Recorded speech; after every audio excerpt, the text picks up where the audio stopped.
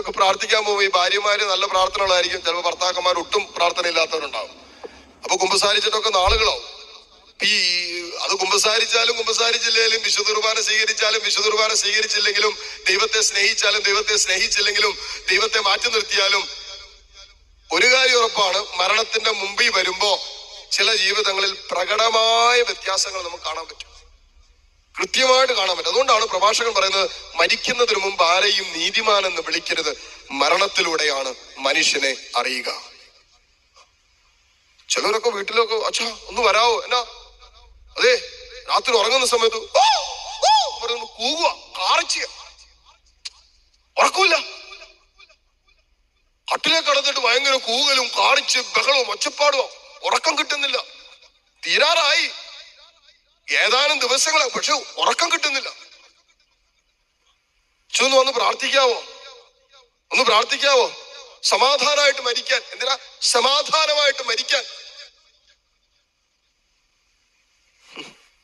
എത്ര പേർക്ക് സമാധാനമായിട്ട് മരിക്കാൻ പറ്റുമെന്ന് ആർക്കറിയാവുന്നേ? പിശാച് ഇങ്ങനെ നിൽക്കുക അവസാന നിമിഷത്തിൽ നിന്റെ ആത്മാവിന്റെ മേൽ. അതുകൊണ്ടല്ലേ കർത്താവിന്റെ രണ്ട് വശങ്ങളിലും കടന്ന കള്ളന്മാര് ഒരുവൻ അവസാന നിമിഷത്തില് അതുപോലെ തെറ്റ് ചെയ്തിട്ടും അതുപോലെ നരകത്തിന് അർഹമായ ജീവിതത്തിലൂടെ കടന്നുപോയിട്ടും അവസാന നിമിഷം അനുതാപത്തോടെ അവൻ പറഞ്ഞു, ദൈവമേ ഞങ്ങളുടെ തെറ്റ് ഞങ്ങൾ മനസ്സിലാക്കുന്നു, ഞങ്ങളുടെ തെറ്റുകൊണ്ടാണ് ഞങ്ങൾ ഇവിടെ കിടക്കുന്നത് എന്ന് പറഞ്ഞ് നീ നീ നീ നീ സ്വർഗരാജ്യത്തിൽ ഇപ്പം എന്നെ കൂടി ഒന്ന് ഓർത്തേക്കണേ.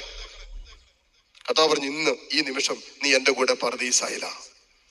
അപ്പുറത്ത് കടന്നവൻ പറഞ്ഞു, അതെ നീ ദൈവമാണെങ്കിൽ നീ ചാട്, ഞങ്ങളെയും കൂടി എടുക്ക്, നീ ദൈവപുത്ര നീ രക്ഷപ്പെട്, ഞങ്ങളെയും കൂടി രക്ഷപ്പെടുത്ത്. അപ്പോഴും അഹങ്കാരത്തില. കണ്ടോ, അവസാന നിമിഷവും അഹങ്കാരത്തിൽ മരിക്കാം, അവസാന നിമിഷവും അനുതാപമില്ലാതെ മരിക്കാം. മരണം മുന്നിൽ കാണുമ്പോഴും വെറുപ്പിലും വിദ്വേഷത്തിലും ക്ഷമിക്കാതെയും സ്നേഹിക്കാതെയും ചില ജീവിതങ്ങൾക്ക് ഈ ജീവിതം നിത്യനാശത്തിന് അർഹമാക്കി വെച്ച് കടന്നു പോകാം. പിശാചിന്റെ വഞ്ചന തിരിച്ചറിയണം. എല്ലാവരും പ്രാർത്ഥിക്കേണ്ട ഒരു പ്രാർത്ഥനയാണ്, കർത്താവേ എനിക്ക് എന്ത് തരണം? നേരത്തെ പണ്ട് പ്രാർത്ഥിക്കുമായിരുന്നല്ലോ, ഈശോ മറിയ ഔസേപ്പേ എന്റെ ആത്മാവിന് കൂട്ടായിരിക്കണേ. ഇപ്പൊ ആ പ്രാർത്ഥനയൊക്കെ പോയി അല്ലേ? ഇവിടെ ഇരിക്കുന്ന പ്രായമാരോട് ചോദിച്ചാൽ അവര് പ്രാർത്ഥിച്ചുകൊണ്ടിരുന്ന പ്രാർത്ഥന എന്നതാ? ഈശോ മറിയ ഔസേപ്പേ. ഇപ്പോഴും പ്രാർത്ഥിക്കുന്നുണ്ട്. അങ്ങനെ പ്രാർത്ഥിക്കുന്നവരുണ്ടെന്ന് കൈ ഉയർത്തിക്കേ. ഈശോ മറിയ ഔസേപ്പേ എന്റെ ആത്മാവിനോട് കൂട്ടായിരിക്കണേ.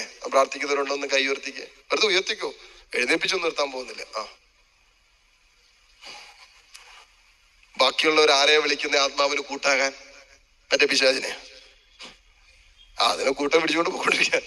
ലൂസിഫറെ ഫ്രീ ആയിട്ട് നിൽക്കുമല്ലോ, ബാ എന്റെ ആത്മാവിന് കൂട്ടായിരിക്കണേ.